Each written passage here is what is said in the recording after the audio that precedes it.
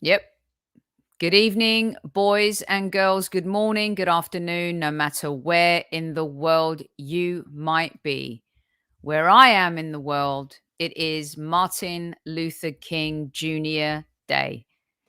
We pay respect to a man who put it on the line, not only his life, but the life of others, an inspiration, and a man who had a dream. Never forget, never ever forget what those of before us have sacrificed for us. Here we go, Gooners.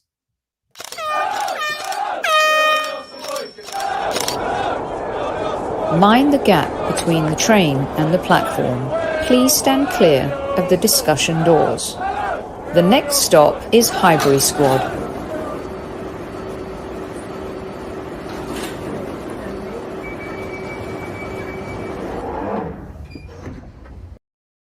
There's a reason we all have a dream. There's a reason why that saying means something beyond just football and sports, humanity, culture, fight for freedom. This man did it all. And today in the United States, it is a very special holiday. It is Martin Luther King Jr. Day. And I know it means a lot to my podcast brother from another mother, Mr. Super Kevin Campbell. What a man. First off, squaddies, Sophie, good to be here on Monday Madness. Hope you're all well. Hope you had a nice weekend. Hope you had a nice Sunday. Nice quiet Sunday, everybody. Nice quiet Sunday. Listen, at ease, everyone. At ease. It is a special holiday here, Kev. This special man, what he stood for. Incredible. You know, I Have a Dream, obviously, is what a lot of people know him for, but there was so much more to him than just that speech. So much more to him than that. And obviously civil rights, etc. He was a trailblazer, wasn't he? Absolute trailblazer. And he was, Kev. And even this white girl, he spoke for people, humanity, liberty, love. There's a reason why Rosa Parks was able to sit on that seat and say, I'm not giving up my seat. No way.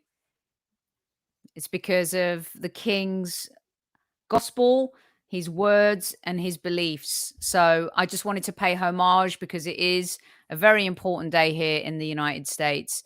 And I hope anyone here who's living here recognizes that as well. We wouldn't be able to do some of the things we do. There would not be able to be protests and all sorts of stuff that happen in the world today without the sacrifice of this great man. So I also bring in our guests for the evening, Mr. Alan Alger from... Hey, Alan! There you are. Hey. Big Al. How are we doing? Good to see you. Doing good. How are you? Yeah, so we've got Alan. Thanks. Great to see you both. Alan on the show. Alan is the Director of Communications at Super Group. That is the gurus that own Betway. Alan has been a Gooner his entire life. He's involved in the betting industry, the gaming industry, and we thought who better to bring in on a Monday when so much is happening in football and the Premier League than him. But before I do that, I also have a couple of other housekeeping stuff, Al. So just bear with me for a second. This is young Abraham, Kev. I found him. Yes, that's my guy. You told the story the other day where you were stopped on the streets in Manchester and young Abraham was like, Kev, I love the Highbury Squad. I love you. You're a legend. And I promised him I'd put up the picture. He emailed it to me. He heard us on the previous show. So here it is. Abraham, thank you so much for listening. Lovely. What a lovely man. Lovely young man. He was absolutely top class. Look at that smile, Kev. It's a good smile. I love it. And then also, by the way, Kev, today, it's my sister's birthday, Super Kev. Oh, happy birthday to your sister. So this is how it started. I love that gear. That's my The brother little lad. George. That's my brother George. Look at the gear. That's the Tottenham fan right there. And then I like the gear. All right, that's about it then. And that's me sitting on my big sister's lap, who's a United fan, Kev. So it gets worse. It gets worse. Wow. But this is how it started. Yeah, this is how it started. 2 kids in 1972 in London. And then here's the 2 of us right here in San Francisco in the US a few years later. So happy birthday to my sister. Very special. One of my bestest friends in the whole world, Kev. So, happy birthday, sis. Yeah, definitely. Yeah. She's you know, even though she supports Man United, Kev, she's still all right. Do you know what I mean? Of course, she's all right at the moment. You know, they're struggling a little bit at the moment. So, you know, they're feeling a bit down, aren't they? They are, definitely. Palmer's Green Divas is right. Thank you, guys. Happy birthday. My sister is a legend. You know what? My sister's 62, Kev. Can you believe that? I tell you what, she looks well, doesn't she? She does. I mean, seriously, she does. She looks pretty good for 62, isn't it? Good, man. Listen, it's all in the food and the culture, isn't it? It is. Food and culture keeps you young. Definitely. That's where my hair was a little bit like, you know, that's when I was channeling my inner sister Sledge. I love the hair. Studio 54, baby. You know that. In it. I love it. All right. Super Kev is on location. Hopefully you can hear him just right. Love the hat, Kev. We got Alan in the house as well. Here we go. Let's start with topic number 1. Top 5 talking points this Monday Madness.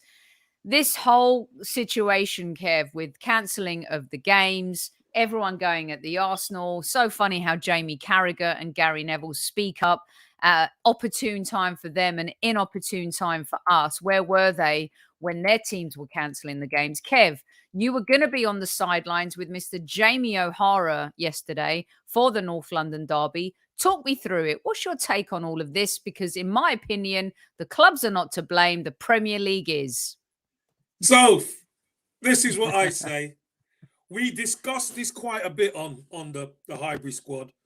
And I mean what I say and I say what I mean. Anytime Arsenal involved, you see it ramp up. You see all the media go for us. But I say bring it on.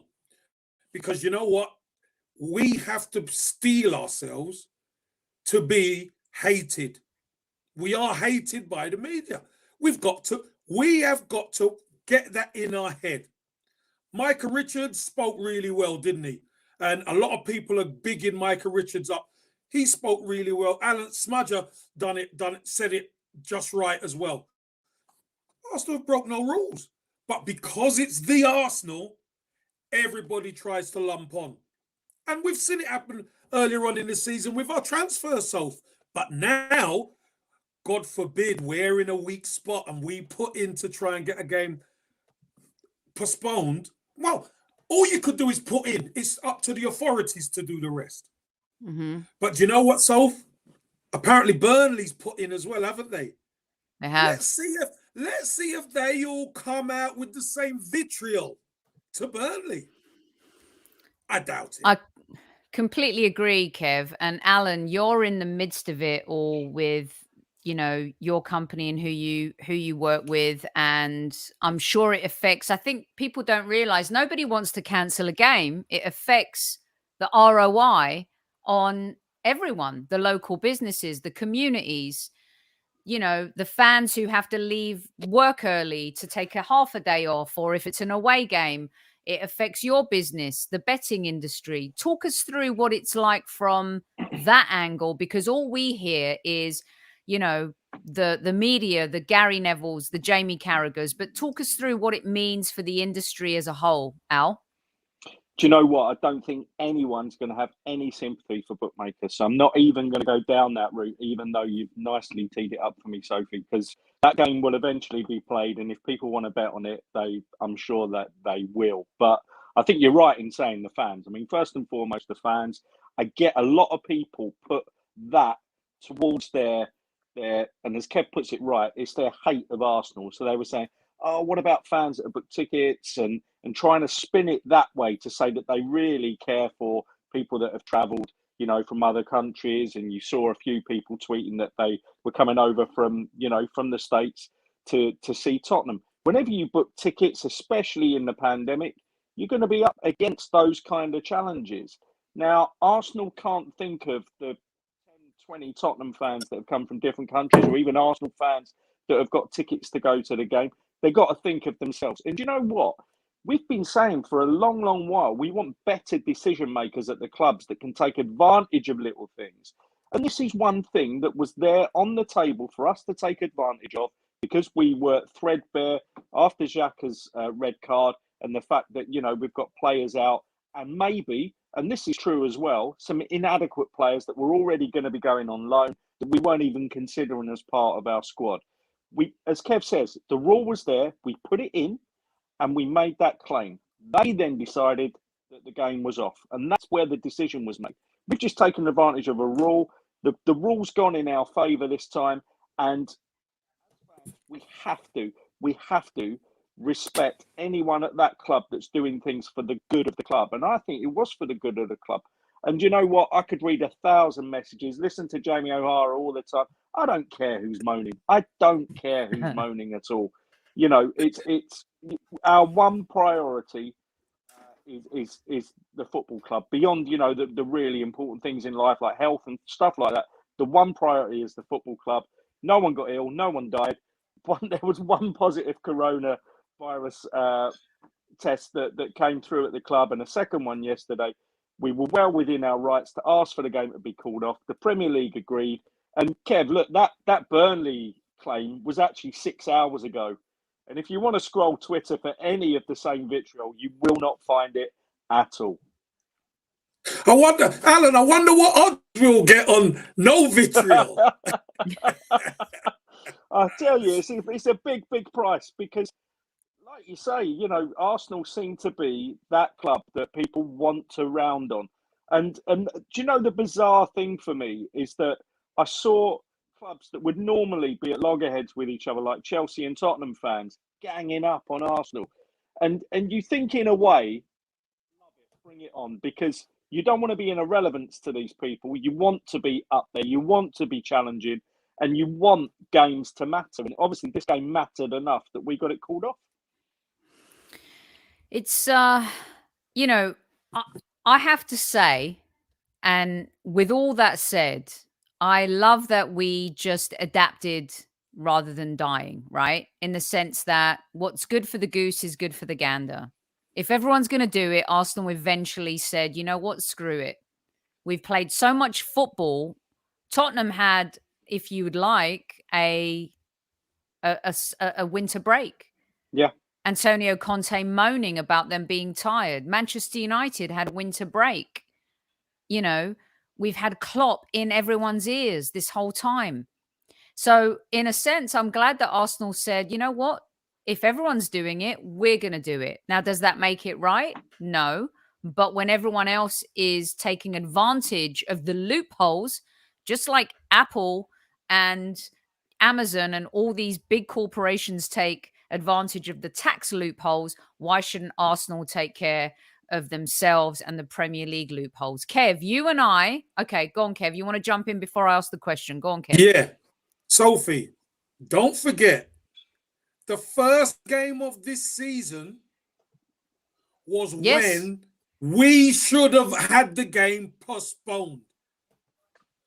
But they made us play it. Weakened team at Brentford. Didn't work out for us, but we played it. Nobody said a word.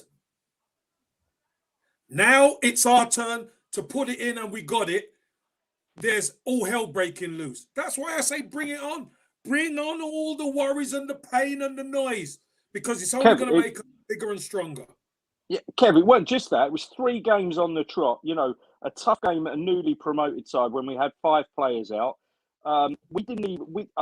Apparently, we asked a question. They said, "Don't even bother asking. You're not going to get this." And we played. You know, I think as a fan base, we actually sucked it up on the night and said, "Oh yeah, fair play, Brentford. You know, fair enough. We'll move on to our next 2 games." Those next 2 games were really tough games. So you needed a bit of preparation. We couldn't do that. And we suffered in those 2 games as well. Then everyone was saying, I wonder if Arsenal will even get top half finished. Absolutely bizarre. But again, we sucked that up and we said, okay, fair enough. We'll come back and we'll come back stronger. And in a way, we have. And there's no one out there that can argue with us calling up one single game when we probably deserve to have 3 called off at the start of the season, as you say. So I want to shift. Not gears too much, because I want to put up this comment from Amira, because this is the thing that blows my mind.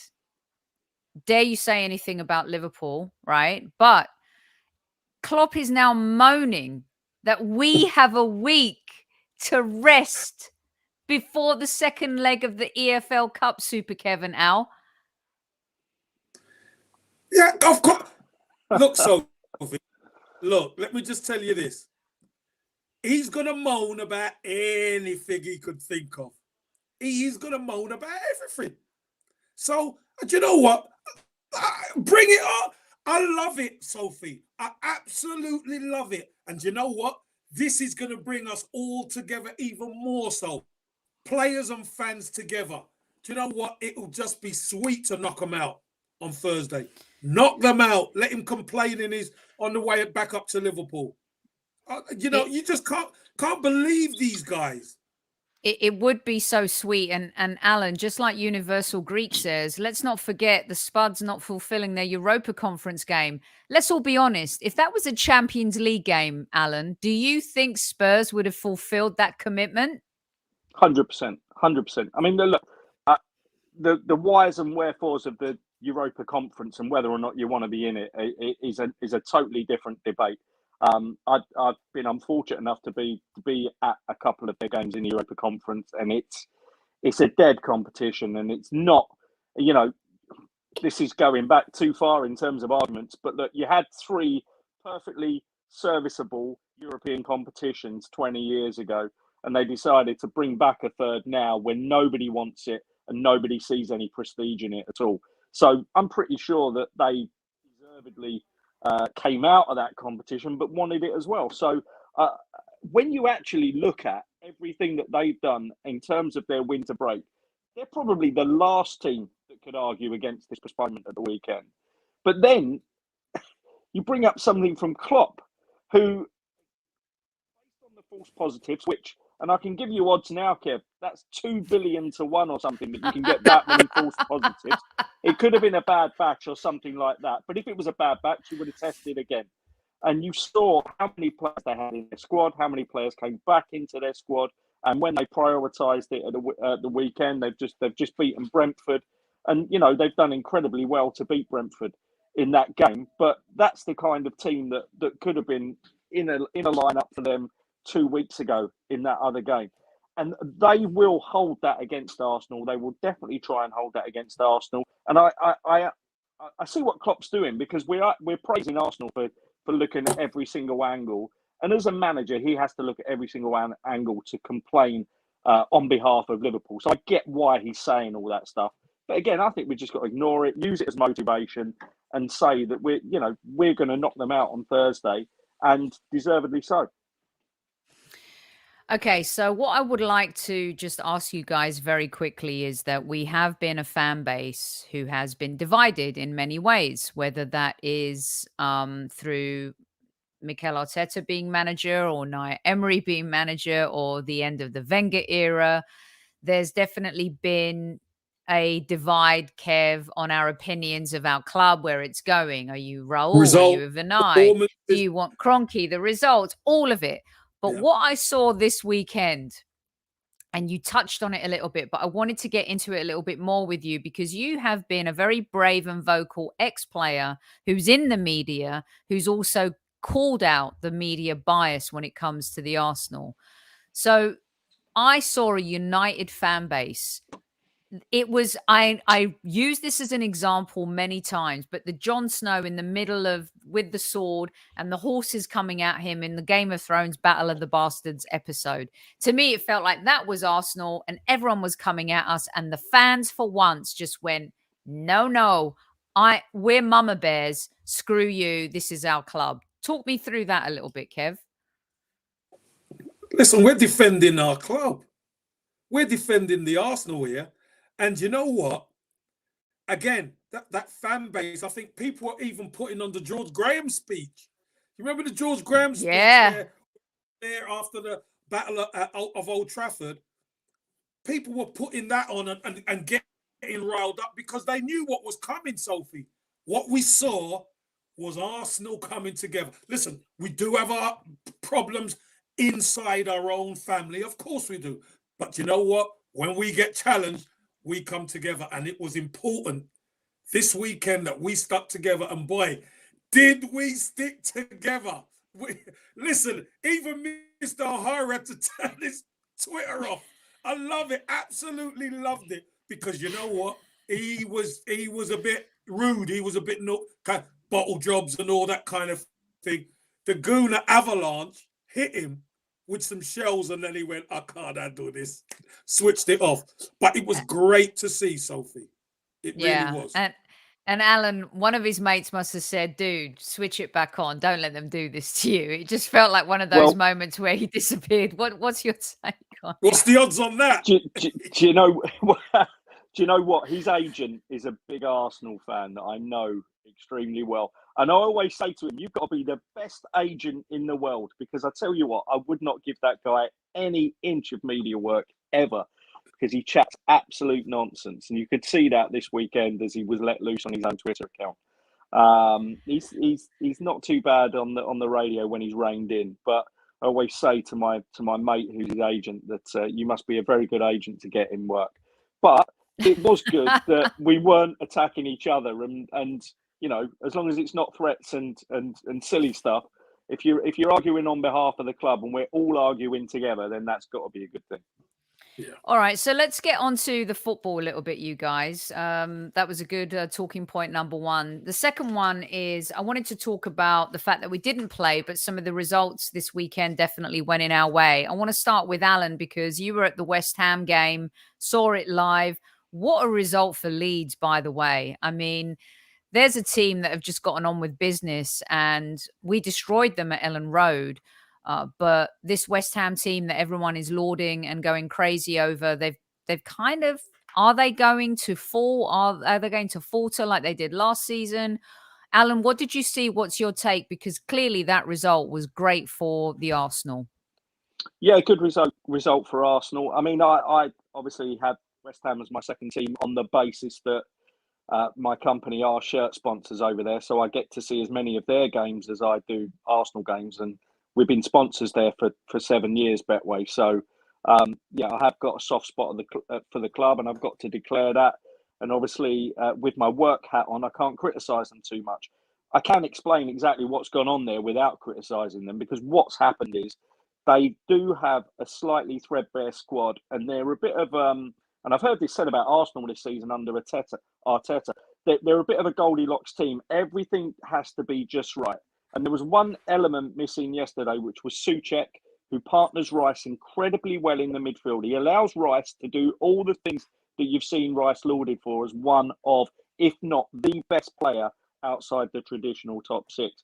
But when Souček is there with him, he can get to do all those things. But yesterday he had Lanzini there, who's not as physical, not as much of a presence. And you imagine you got three intense Leeds players that are playing in midfield and are up against you, and they do not give you a moment's peace. So if you're going to have an off day, the worst team to have an off day against, the Leeds United, because it doesn't matter, even if they've got players missing, they all work to the same system, they all work to the same energy, the same kind of press, and West Ham just couldn't handle it yesterday.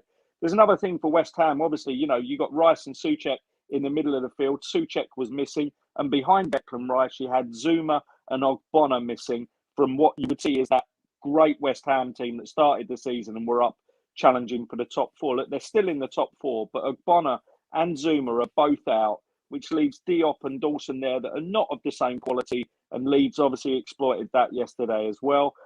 Mikel Antonio, I mean, he's the only striker at the club at the moment, but he's even said himself, look, I'm almost saying I want competition for myself. It doesn't seem that sensible that I'm saying this, because obviously I'm getting started every week, but I think we do need an extra striker. And I think, you know, even David Moyes would acknowledge that's not being negative. That's just simply stating the fact that they're probably weak in that particular area of the pitch. They're a good side.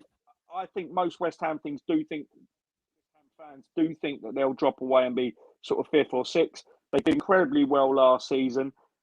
While they're up there in the top 4, I'm sure they'll challenge for it, because they will note that Manchester United aren't of the force that they were.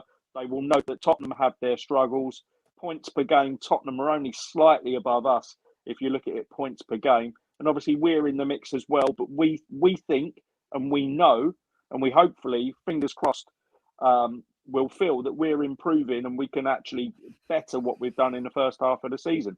So I think those 4 teams are in the mix for that 4th place there, behind Liverpool, Chelsea, and Manchester City, and that does then chances of doing it, and obviously improves ours. So I'm all for that. Kev, Al brings up some really good points. Obviously, West Ham of Europe still to contend with as well. We see a lot, you know, Leicester, the last 2 seasons, they're up there, they falter. You know, there's the Leicesters and the West Hams of the world maybe don't have that kind of, I don't know what it is, whether it's the players, the manager, the competition, too much football. But Leeds United, credit to them. I don't think we should look at this as West Ham faltered. Leeds United played almost a perfect game for them in a season where they have not been perfect, Kev. Do you see West Ham faltering a little bit as the season goes on here, or are we too soon to make that kind of claim? No, listen, until they do it, Sophie, until they finish in the top 4, history says that they're gonna fall away. That's what it says. Leicester falls away, and Leicester have been a lot more consistent than West Ham have. So I could see them falling away. And let's get this right as well. Leeds played West Ham in the FA Cup the week before. Mm-hmm. West Ham beat them convincingly 2-0. So they've obviously gone back, watched the video, they've worked at it, and now we've got something for you. They've adjusted. And West Ham couldn't handle them. In the end, West Ham made a game of it because West Ham are a decent side. They've got some decent players. But at the end of the day, I thought Leeds were worthy winners. And probably it could have been worse. They could have probably won 4-5 in the end. But, you know, they will take that win because it's a big win for them. But West Ham, obviously, once you get past that first 11, they are weaker. They are definitely weaker. They are. A little bit like us, Kev, let's be honest. When we get past our best 11, we're a little bit weaker too. That goal seemed a little unfair on Leeds too. I mean, this is where VAR gets in the way. Did you guys think that was harsh, or was that the right decision with the 4th goal that got disallowed? Seemed harsh to me. It seemed harsh to me in the ground. I was sitting next to a couple of Leeds fans that we had there as guests, and I mean, it was annoying for them to take that goal away, considering, you know, what had gone before it. But I mean, they've still won the game, so it's not altered the result. But I think it was a little bit harsh, yeah. Technically, it is right because it's hit the lad virtually on the line. But some common sense has to be used there. You can't get out of the way of it. It's just hit him. But you know, listen, they won the game and fair play, but you know, the lad couldn't even claim a goal, could he? Unfortunately. No. And it's going to be really interesting with everything that's going on and with the games postponed. And then we're going to have a bit more of a packed schedule. Like what's going to happen? West Ham, Man United. I don't think you could write them off yet just because of the fact that they're Man United. Tottenham and Antonio Conte, only because it's Antonio Conte, less of the players. There's us as well. Chelsea haven't been their best, but you have to say that maybe they'll find their groove once again. City running away with it, but in terms of that 4th spot, don't Spurs play Chelsea next? Or sorry, they do this weekend. This week there's a big game this weekend between Spurs and it's Spurs and Chelsea. West Ham, Man U at home for West Ham this weekend. So that top 4 picture will sort itself out definitely. Yeah, and we play Burnley, right? Sunday. Is that our next? Burnley on Sunday. Yeah. Well, look, if Burnley get their game called off tomorrow, which they've applied for, someone did say that we're in doubt for Thursday as well. We might put a claim in for Thursday as well. I don't know whether that was someone just being mischievous that because we'd have to apply to the Football League for that one because it's a different ruling than the Premier League. But if that all carries over to Sunday with Burnley and Arsenal missing players, then Sunday could be off as well. I wouldn't want to get too far behind. Look, we're out of the FA Cup, so we're not got extra games there. There's only 1 or 2 games left in the League Cup. So in reality, I don't think we're going to burn out, even if we do have midweek games at the end of the season. It might actually play in our favour.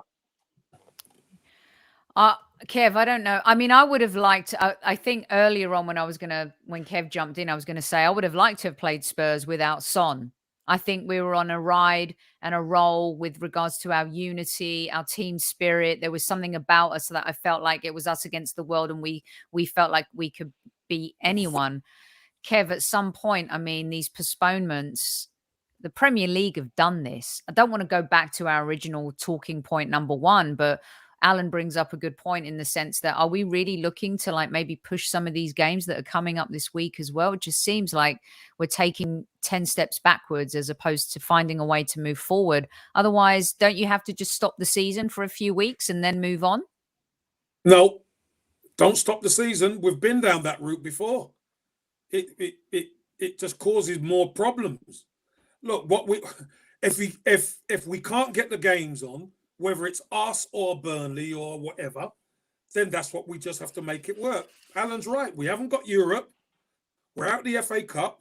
So if you could get games played on a weekend when other teams maybe are playing in the FA Cup, then you've cracked it.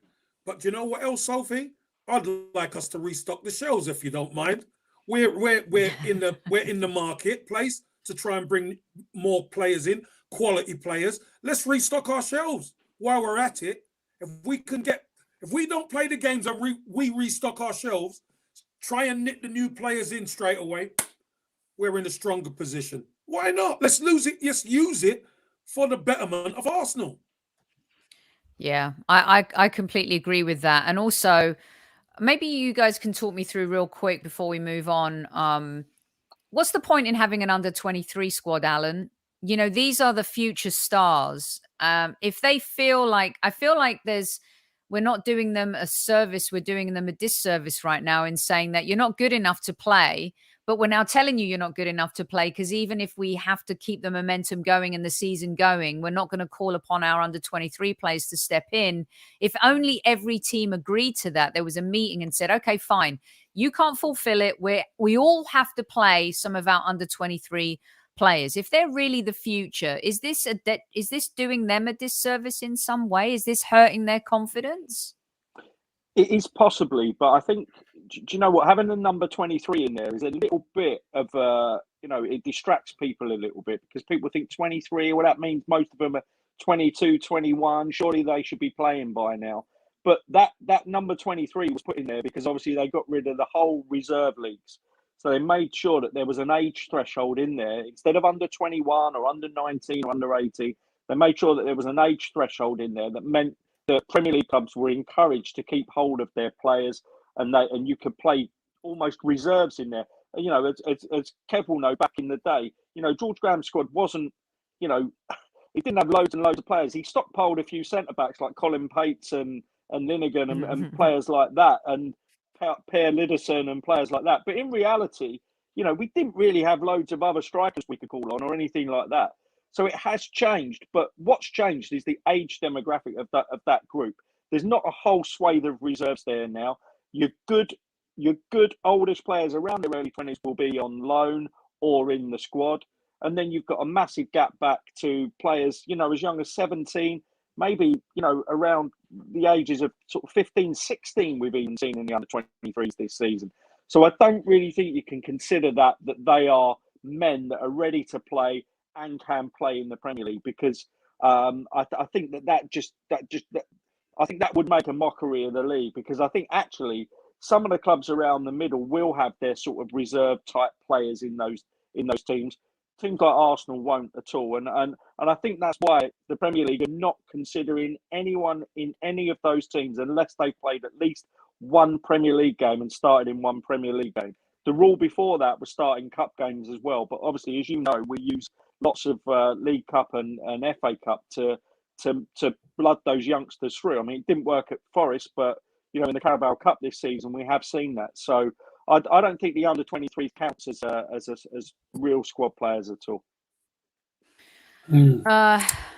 Yeah, Kev, what's your take on it? Yeah, listen, my take is the under-23s is solely another stepping stone to try and make it to the first team squad. All right.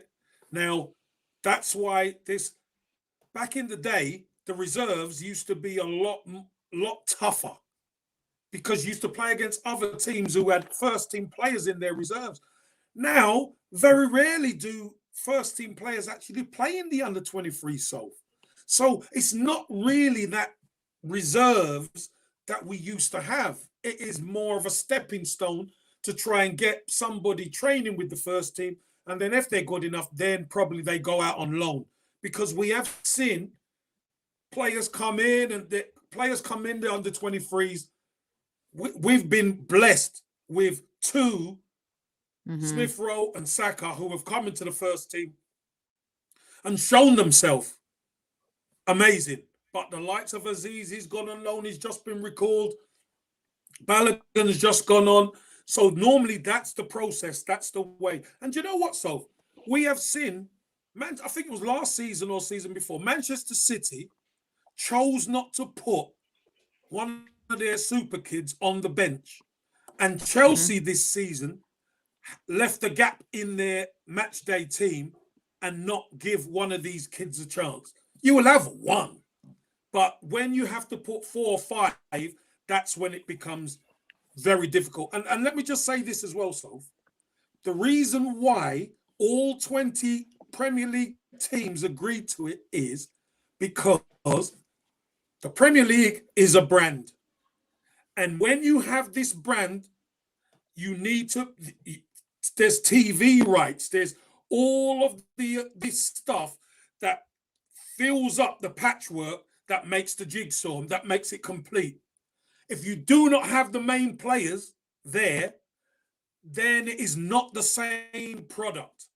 And that's a big problem. That's why I agreed. I completely see what you're saying there, and I agree with that. You know, it's kind of like the NFL preseason football. There's a reason why nobody watches it. You know, it's not the end product, and it's very difficult when it's the same. This is why some people have fallen out of love with the early rounds of the FA Cup and the EFL Cup, because there's a different level of player on the pitch. Doesn't make it right or wrong. It's just the reality of the situation. 400 of you in live chat this fine Monday. Thank you for joining us. You know what to do. Hit that like button. Caress that like button if you hate Tottenham. That's the only rule of the house. It's it. That's it. Go on. I wanted to touch on a subject that is a little bit sensitive because we don't like rumors and we're not here to spread rumors. We just want to talk about the situation, especially in regards to Arsenal's captain, Pierre-Emerick Aubameyang, who clearly ex-captain who has suffered from COVID. And now there's talk about him having lesions in his heart. Alan, I'm going to start with you in terms of your ear to the ground in all of this stuff, but he's coming back for treatment. There's obviously another story that's broken from the AFCON universe today regarding coming in late and all that type of stuff. That's something we're not going to talk about because we don't like to speculate on our show. But in regards to his health and Arsenal Football Club, Al, as him being a player, but also he's a commodity. He's also a human being who clearly might have some health issues. Where do we go from here with this? And also, if he's not well, clearly, I mean, seriously, everybody, we all wish him the very best because health is the first and foremost most important thing. Al, what's your take? Well, as you say, Sophie, the human element comes first. And there can't be anyone, even if you've looked at the last 6 months of his Arsenal career and said that you're annoyed that he's coming late or you're annoyed that he's fallen out with Arteta and fallen out of favour and maybe not been disciplined at the club. You're talking about a human being and the fact that he could have a very, very serious health problem here. Now, the fact that he's not going to play any more of this tournament does suggest to you that it's very serious. He did put out a tweet today saying that there's a few rumours out there that he'd like to address, and it's not particularly the truth that he has seen in different stories. Now, that comes from a translation of what he tweeted, so I'm not entirely sure what he's actually pointing at as the untruths here. You would think that if a football association, the Gabon Football Association, is saying that it is a heart health problem, that wouldn't be untrue, because that would be bizarre if they were saying that and that wasn't true. So I'm assuming that that's the true part. I think the other parts, as you said, are not worth speculating on, because it's his health that's the most important thing here. So he needs to come back to Arsenal, look at our world-class medical care. I'm sure even someone like Arteta, and there's rumours that they've fallen out beyond the normal manager-player fallouts here. People are saying it's irreparable, and he will be gone from the club. But look, Arteta is a good man at heart, and I'm pretty sure that the first thing he'll want to do is get Aubameyang back at Colney, making sure that he has the best possible care, the best possible interrogation to what might have gone wrong, and then decide about all the personal stuff about football after that. Kev, you've been there, you've played the game, injuries, serious things happen. Truth is, we've unfortunately seen a lot of heart issues and weird things happening in football. We're not going to get into that right now. Aubameyang, no matter what, clearly the club will do what the right thing is, make sure he gets the best care. He deserves the best care, being an Arsenal player.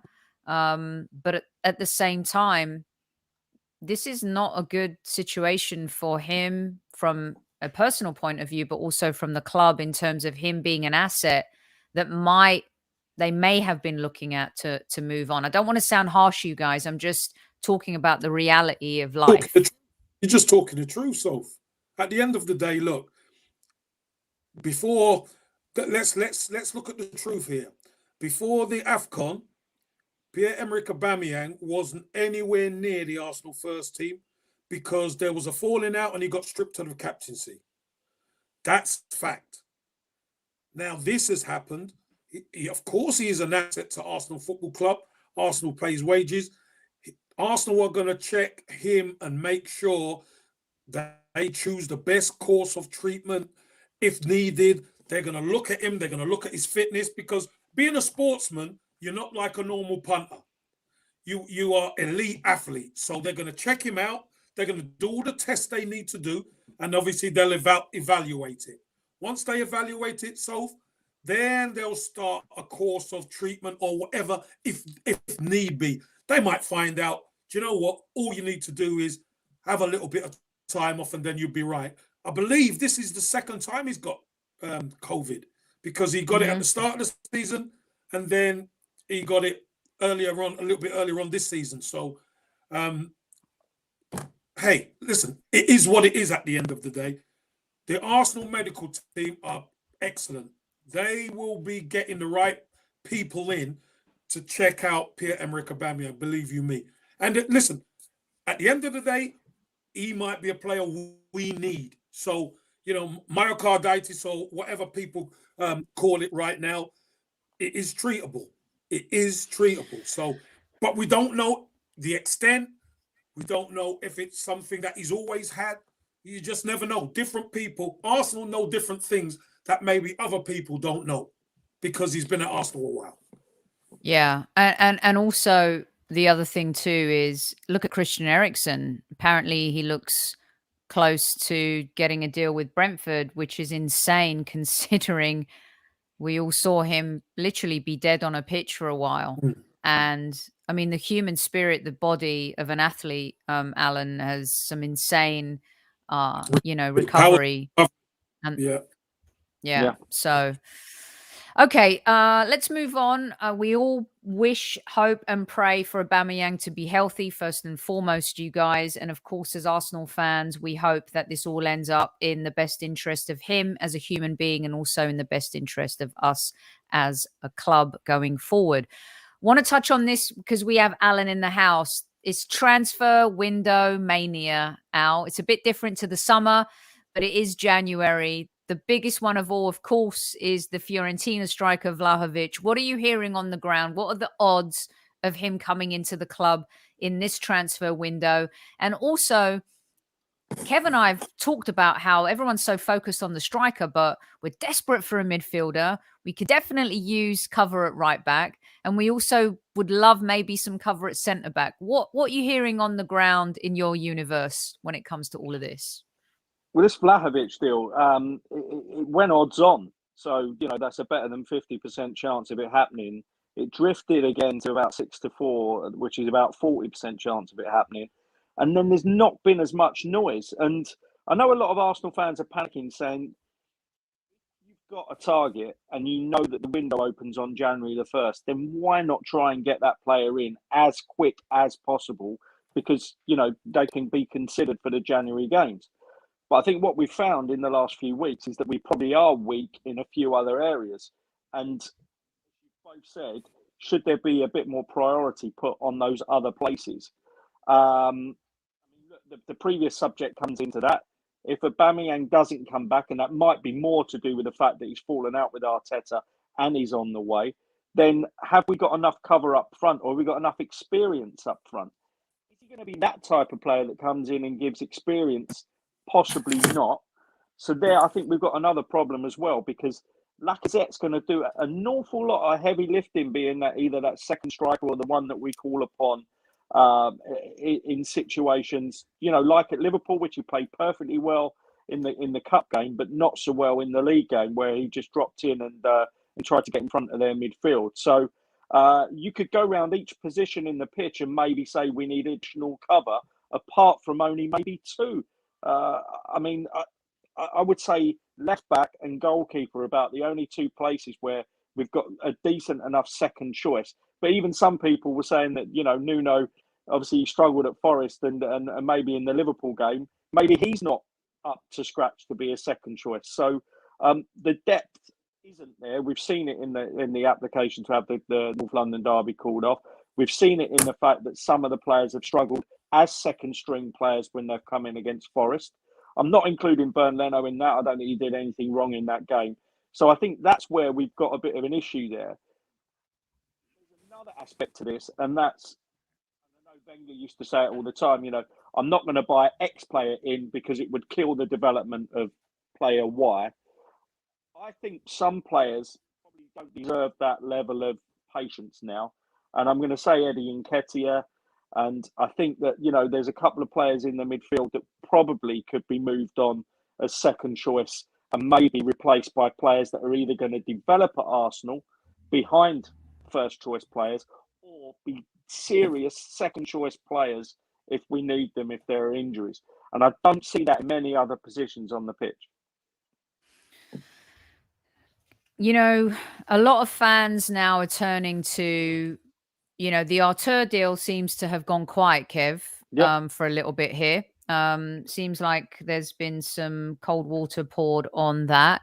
Tielemans is something that's brewing for sure, but that seems to me like it would be a summer deal. Right now, it doesn't feel like anything's close. Doesn't feel like you never. Yeah, the issue sometimes, Soph, is things go quieter when a deal's getting close, because that's a key point. But we have only gotten to the end of the month, so Arsenal they got to put some batteries in this thing and get it moving, because this is serious now. We need to restock our shelves. We've got another player out on loan now. Pablo Mari's gone out on loan. So we've got room on the shelf. Let's get some players in. And I know Kev's used this phrase a couple of times, let's stock our shelves. I really hope we're not still sitting down making a shopping list here, because there will be real obvious places in the squad that people have paid much more than us sitting here on this video to actually identify this way before the January transfer window starts. And I think that's why fans don't like inactivity for the first 2 weeks. We're actually on the 17th day of January, the 17th day of the transfer window, and barring a couple of rumours, Arter and Vlahovic, there's not really been anything that we can get our teeth into and say, yes, good target identification, and yeah, they've come up with the goods there. I'll caveat that by saying, in the summer, you might have felt the same, and then some really great deals were done with players that proved the fan base wrong. So let's hope it's the latter. And I guess it's because, the fans see Villa doing deals. They see even Newcastle doing deals. It doesn't mean like, because we're not doing deals and we're lucky in the sense that any player coming in now might get to play the North London derby. We've got the second leg against Liverpool coming up. We've had time to maybe rest Saka. So there's a lot of different things that go into this. And let's be honest, every single club has benefited from that. I have to ask you guys a question that is coming thick and fast is this Diego Costa rumor. Al, are you hearing any truth in this?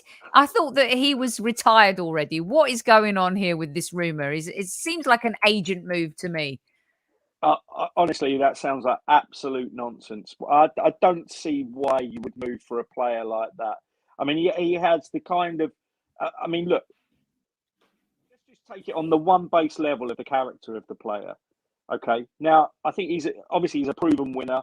He's a proven player that can get stuck in and impose himself probably on any squad in world football.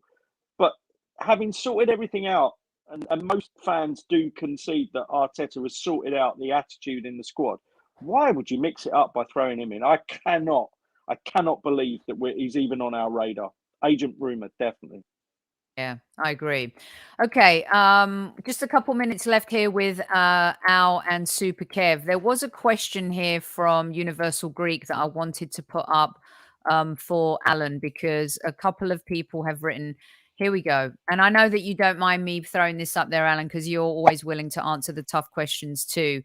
And one of the top 5 talking points was going to be about betting companies and the fact that they're so involved in a lot of sponsorships and adverts. From shirts to TV and radio media.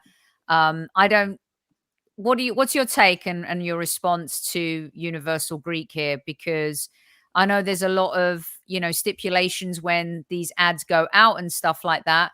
But Coca-Cola kills people. It's got high fructose corn syrup. There's a lot of different companies that promote bad things. McDonald's for years had food that if you put it on the side of your counter for 3 months, you'd see that nothing actually happened to the hamburger and it wouldn't go moldy. What's your take, Alan, on people's comments regarding the betting industry and how involved they are in sports?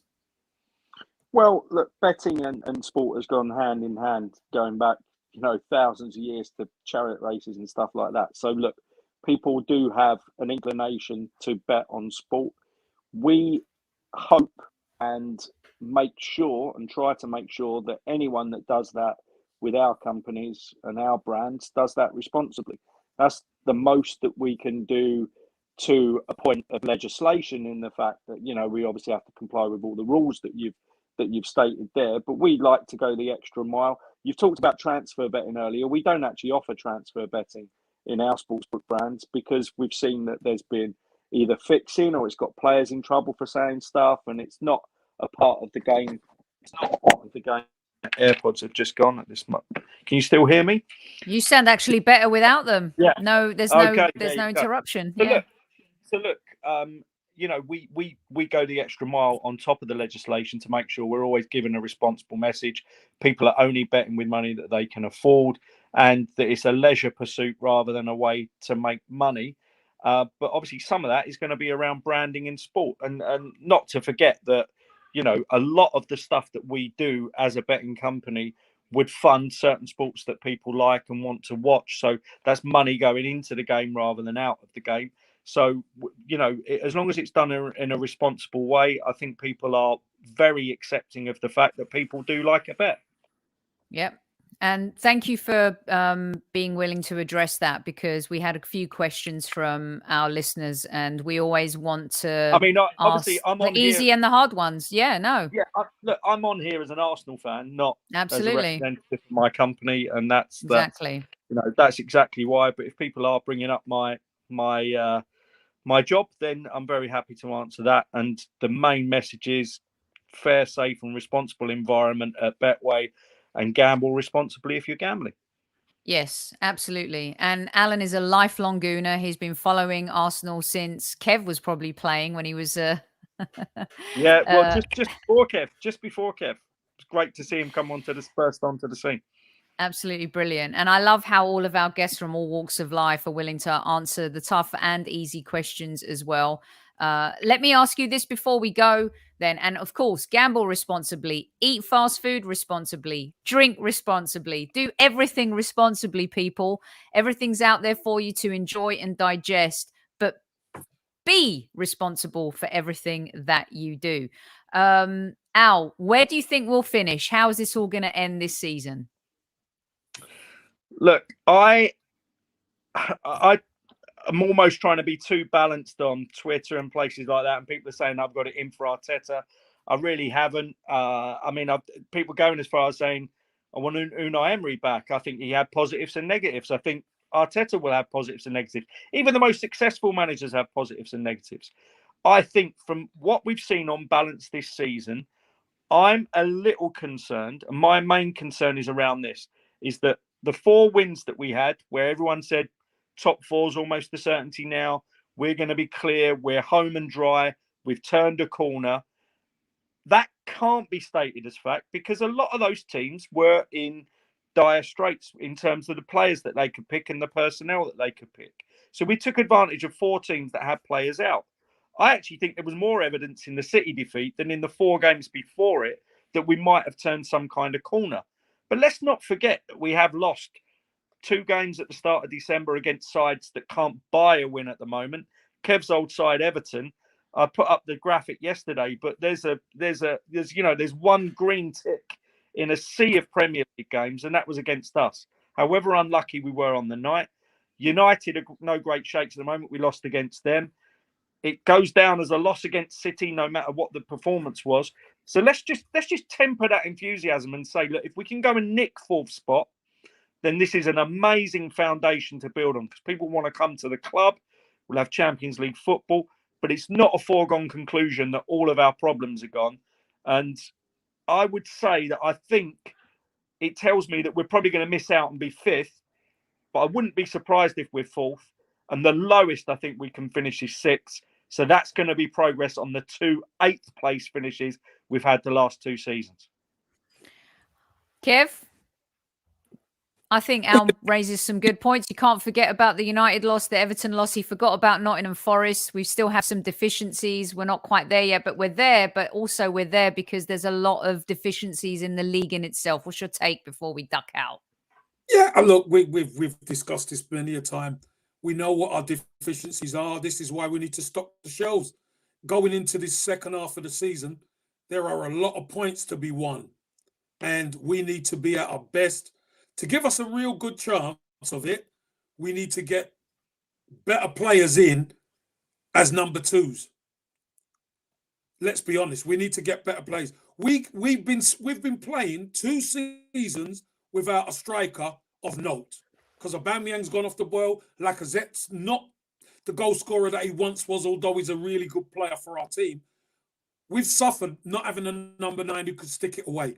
That's one thing we need. We know the midfield. We definitely need midfield. So, look, we have to be smart how we do these things. Before the season, I said we'll finish in top 6. We've got a great opportunity to finish in the top 4, but we got to get the right players in now. We get the right players in, I fancy us. Yeah, I think we have to. This is critical. Kev said it, Al. What Kev said was, we never expected to be here, but now we are here. Let's go. You know? Yeah. Look, absolutely. Absolutely.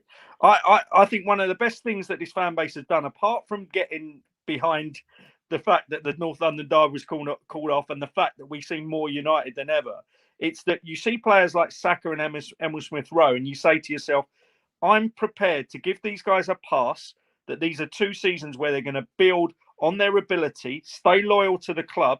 And I don't care if we're 6th this season. I really don't, as long as you got that long-term thing to say. If Bukayo Saka and Emil Smith-Rowe are in an Arsenal side that achieves Champions League football in any of the next 2 seasons, that'll be a far better achievement than going and buying someone or anything like that. So that's what I'm here for. And look, you know, as you've just said, I've supported Arsenal all my life. Just before Kev came on the scene, we weren't that good. And you'd turn up and you'd want the club to win, but you weren't looking at positions in league and stuff like that, because you knew we had some amazing young players coming through. And if you can enjoy that, and then we can build success on top of that, then you've got to be happy as fans. Definitely. Brilliant stuff. Alan, let all of our listeners know where they can find you. They've really enjoyed your honest take this evening. Let everyone know how they can find you. I did have your address up here, but let them know a little bit more about you and all your jazz. Well, yeah, I've Arsenal fan all my life. I've been on a couple of other podcasts around, but I do enjoy this one because obviously you get to chat to Super Kev as well as yourself, Sophie. So I've worked in the betting industry about 20 years. I know someone put on there, have I heard you on Talk Sport? You probably have, when we used to have the betting slots on there. So I've done a little bit of media in sport, nothing as big as sort of TV and stuff like that, but I've really enjoyed it, and I'll continue to give my Arsenal views in a balanced and respectful way. And I think if we all do that and get behind the team, you can't really sort of argue against that. I know we were chatting beforehand, Sophie, saying that, you know, if anything, this particular fan base has a great range of media and ways to share their views. This is definitely one of them. And if everyone does it in a respectful way, in a knowledgeable way, then nobody can beat us. And if people gang up on us like they did at the weekend, this is exactly what we can throw back in their face, because we have got a fantastic fan base when it comes to the fore like this. Absolutely brilliant. Kev, everyone's loved Al. They always love you. That's all we've got for this Monday Madness. We're back tomorrow, and we've got some great shows lined up for you this week. In the meantime, I will leave it in Kev's hands to take us out. Al, thank you so much. Always brilliant content from you, top shelf quality and real honest. So thanks for coming back on, and we look forward to having you on again. Thanks a lot. Yes. Cheers, Kev. Great to speak. Thank you, mate. Really appreciate you coming on. Sophie, Cheers. hostess with the mostest. Yet again, another great Monday Madness. And you know what? I'm going to say big up to all you Gooners defending the club with honor. That's what I love this weekend. Let's keep that. Let's keep that going throughout the season. Squaddies, you know we love you. Enjoy your day, evening, night, whatever. And please remember, up the Arsenal. At ease, Squaddies. At ease.